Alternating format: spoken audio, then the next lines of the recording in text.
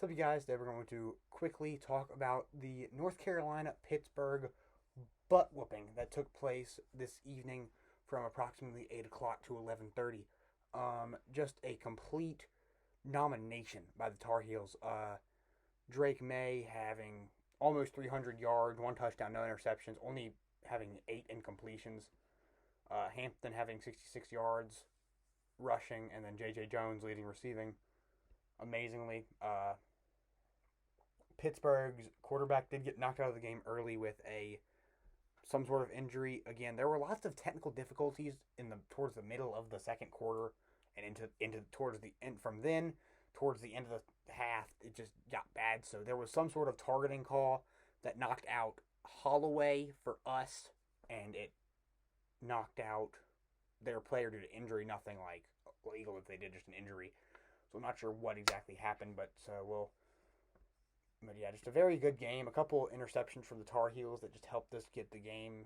And then, yeah, we had a phenomenal game, man. I'm very proud of how we played. And then, so again, Drake May, 22 for 30, 22 for 30, 296, one touchdown. Marion Hampton led rushing, 18 for 66, one touchdown. British Brooks, 8 for 12. Drake May, 10 for 3. Receiving, J.J. Jones, 6, 117. John Copenhaver, 2 for 53. Nate McCollum, 5 for 47. Kobe Paysour, 3 for 39. Marion Hampton, 2 for 22. Kamari Morales, 1 for 13. That 1 for 13 was just a great throw by May, and then just a great run after the catch, taking about 3 dudes with him for about 4 yards. Nesbitt, 2 for 11, and then British Brooks, 1 for -6 on a bad one. And again, for some reason, they don't show us defensive stats. I know there was 2 picks by... Who was it? Dang, who had the 2 picks? Hold on, I can figure that out. Hold on. It was Huzzle. Huzzle had 2 picks, 2 sacks from Rucker. But, yeah, kick returns, 1 for 17 from Petaway. Elijah Huzzle, who's going to be game. This is the best game he's ever had in his career. 2 interceptions, a kick return touchdown, 2 returns for 81 yards, one of them being a touchdown. And then kicking, Burnett had 2 field goals. Punting, Kieran had 3 for 128. A very good game from the Tar Heels. And then Pittsburgh, again, they had two throwing threats. I don't remember who started and who was the backup. But Phil Jerkovic, he had 11 for 115, 109. He was a starter because he didn't have any touchdowns or interceptions.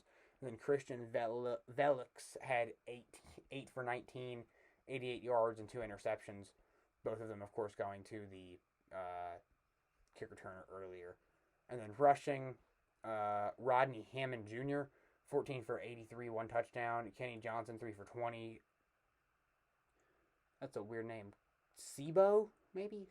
It's like C apostrophe Fleming, so maybe Cabot. Cabot Flemster, 1 for 10. Phil Jerkovic, the starting quarterback, 5 for 5. Daniel Carter, 1 for 1 with a touchdown. And then Christian Velix, the backup quarterback, 3 for -9. Receiving, 8 for 90 from Konata Mumfield. No touchdowns. Gavin Bartholomew, 2 for 59. Dejon Reynolds, 2 for 27. Rodney Hammond Jr., 3 for 11. Jared Means, 3 for 10. I'm going to say Cabot.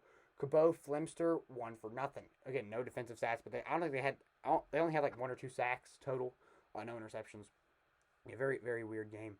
And then Kenny Johnson, 2 returns for 119 yards and a touchdown. Again, the special teams was on steroids today, man. It was crazy.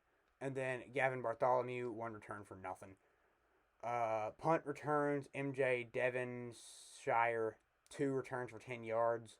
Kicking, Ben Scholes, 1 for 2 field goal wise. And then punting, 3 for 152 from Caleb Junko. Okay, just a weird game. If you want to ask me how I felt going into the second quarter, I felt like this one's going to be a shootout. It's going to be like a good, I thought it was going to be something like 45-42, something like a game-winning field goal or something like that. But then we came out in the second half, scored 21. They scored 10. So second half score was 28-17. And then from there, they only had one more touchdown after that. And it was just a Tar Heels butt whooping. One touchdown, 2 field goals in the second half. A very boring second half, but we just kept running the ball and kept taking it at their throat. So very, very fun game. Again, the Tar Heels next week play. Let's see who the Tar Heels play next week. Tar Heels will play. Hope it doesn't. Actually, I believe we have a bye week next week. So yeah, UNC week 5. Yep, we have a bye week because it's all. Yeah, we have a bye week next week. So that's good news. So we can rest up and then go into that next game. We play Syracuse. So hopefully we can get a good rest up there and then coast out the rest of the season. Again, there's only a couple games that I'm worried about towards the end of the schedule, but you never know who can sneak up on us. But yeah, I'm very excited to see how the season goes. And yeah, so again, we have it was a wild weekend. We're going to talk about the rest of those games in a later video, probably coming out tomorrow, same time, around the same time as the Chiefs recap video. Again, sadly, won't be able to stream any videos, anything this weekend, sadly. But yeah, hope to come back in a couple weeks and maybe stream some other stuff. But again, I don't know. So again, thank you all for watching, and I'll see you guys next time. Peace out.